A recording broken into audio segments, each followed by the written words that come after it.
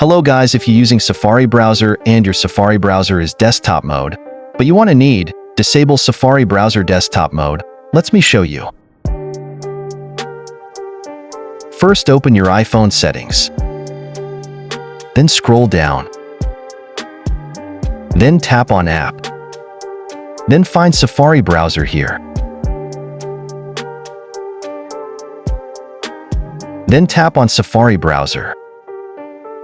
Then scroll down. Then tap on page zoom.